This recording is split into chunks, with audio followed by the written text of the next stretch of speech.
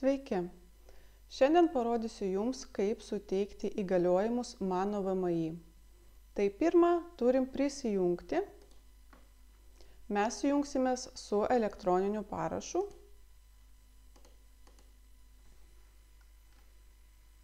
Prisijungti prie mano VMI. Pasirenkam įmonę. Įgaliojimai. Naujas atstovas mano VMI.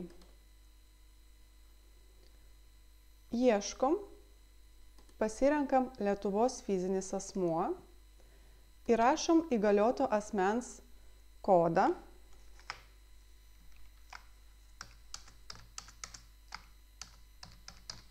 įgalioto asmens vardą ir pavardę. Išsaugoti ir tęsti. Įrašom elektroninio pašto adresą.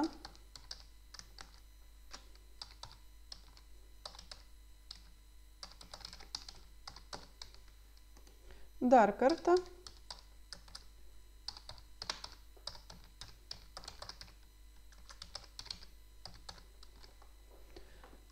Pažymim galiojimo laikotarpį, rekomenduojama 5 metams. Pažymim paukščiukus,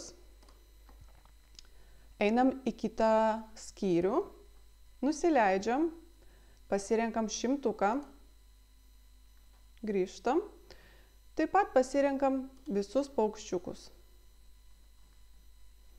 Išsaugoti ir tęsti.